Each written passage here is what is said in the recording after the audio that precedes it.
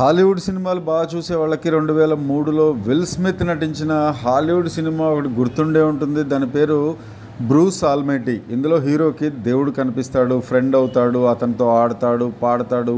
చివరికి హీరోని కొన్నాళ్ళు దేవుడిగా ఉండి చూడమని చెప్తాడు. ఎందుకంటే దేవుడి కష్టాలు దేవుడివి అన్నమాట. హీరోని కూడా తెలుసుకోమని కోరుకుంటాడు. ఇదే కాన్సెప్ట్తో మంచు విష్ణు, నాగార్జున నటించిన సినిమా ఒకటి వచ్చింది. దాని పేరు బహుశా అందరూ మర్చిపోయి ఉంటారు, మీకు గుర్తు చేస్తాను, కృష్ణార్జున. సేమ్ బ్రూస్ ఆల్మైటీ కాన్సెప్టే. ఇప్పుడు బ్రో సినిమా టీజర్ చూస్తుంటే చాలా కట్స్ ఈ రెండు సినిమాల్లోవి అనిపిస్తున్నాయి. హీరోకి దేవుడు కనిపించడం కామన్ పాయింట్.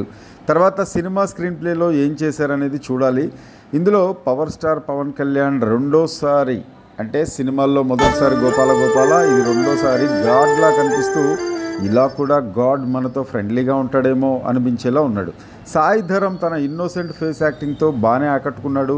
ఇక ముఖ్యంగా తమన్ బీజీ గురించి మాట్లాడాలి. చాలా బాగా ఇచ్చాడు. ఒక టీజర్లో మాత్రమే కాదు, సినిమాలో కూడా బాగా ఇచ్చాడు అనిపిస్తుంది.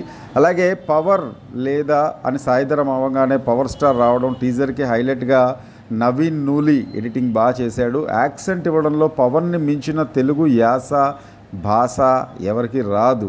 సముద్రకని ఈ టీజర్ని బాగా కట్ చేశాడు, నో డౌట్. కానీ ఒకే ఒక డౌట్, అదే కృష్ణార్జున అండ్ బ్రూస్ ఆల్మైటీ లాగానే ఈ సినిమా కూడా ఉంటుందేమో అని. చూద్దాం. Let's wait and watch the power of Pawan Kalyan.